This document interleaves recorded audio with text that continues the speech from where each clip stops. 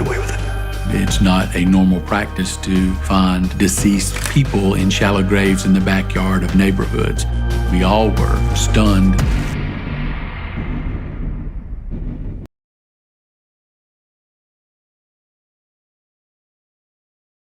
In the quiet town of Clemens, North Carolina, nestled among well-manicured lawns and peaceful streets, stood a house that harbored a horrifying secret. Behind its doors lived a man who would come to embody pure evil. This is the story of Pazuzu Algarad, self-proclaimed Satanist, murderer, and manipulator whose dark past and twisted rituals would shock the nation. John Alexander was born Lawson in San Francisco in 1978. He seemed like any other child.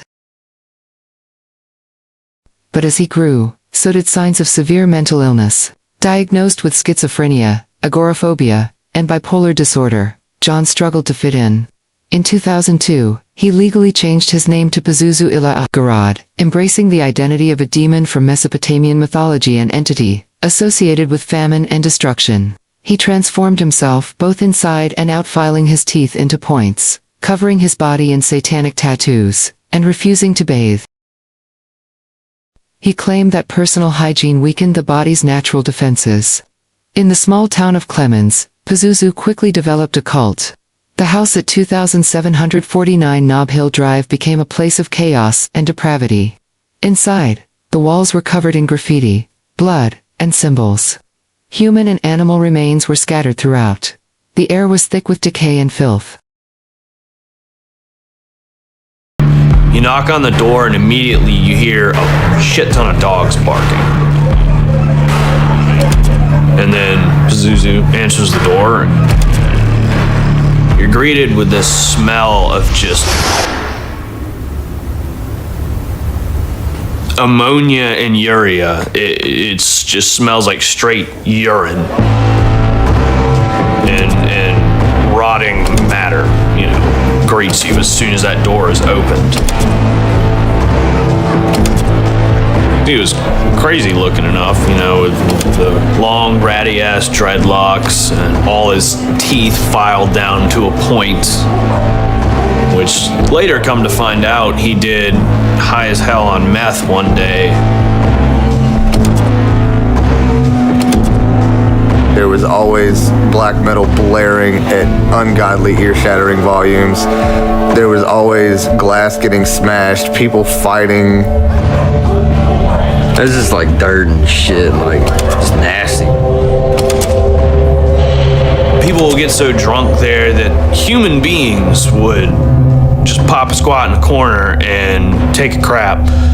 And God knows when it would get cleaned up, or the dogs might eat it, or whatever.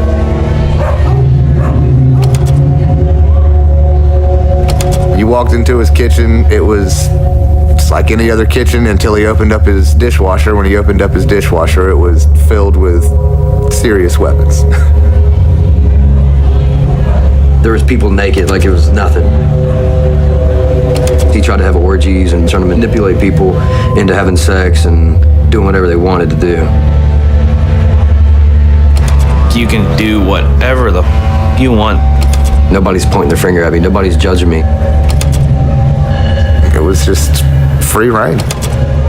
You know, it's like this mad place where you can act out your darkest and sickest fantasies to no judgment. And actually, I can see the appeal for a generation here who is having a hard time even finding a job. You know, the idea that you can go somewhere judgment-free with no pressure on you. In 2009, two men vanished, Joshua Wetzler and Tommy Welch. Both were later found buried in shallow graves behind Pazuzu's house. For years, their disappearances went unsolved. Then, in 2014, a tip led authorities to search the property. The remains of Wetzler and Welch were uncovered. Pazuzu and his girlfriend, Amber Birch, were arrested and charged with their murders. A third woman, Crystal Matlock, was charged with helping dispose of the bodies.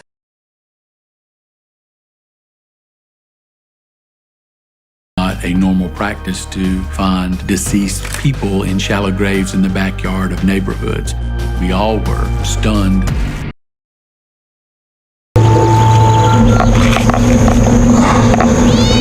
Damn, that cat jumped over and scared the shit out of me. It's right in front of that picnic table.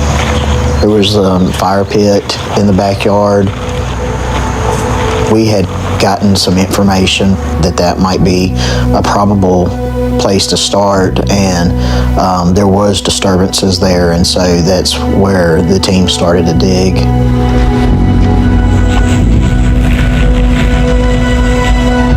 By mid-afternoon, they had located a skeleton. It looked like they had just dug a shallow grave and just folded them up into it. I know it sounds harsh, but we actually took a bucket and put his skull in a bucket to make sure that it didn't get broken or anything during transport. If it hadn't have been for a skull being there, you know, he definitely didn't look human.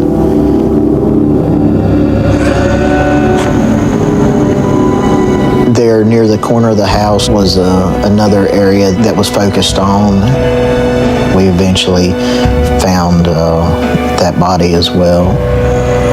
It was just a mound of skeleton flesh and clothes. Before he could face trial, Pazuzu Algarad took his own life in his jail cell on October 28, 2015. He slit his arm with a razor and bled to death. With him died many of the answers behind the rituals, the motives, and the evil that thrived in silence.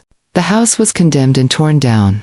Its foundation removed, but the story remains a chilling reminder of the darkness that can hide in plain sight.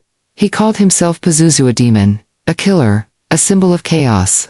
In reality, he was a deeply disturbed man, failed by the systems meant to protect us. But in Clemens, the scars he left will not be forgotten.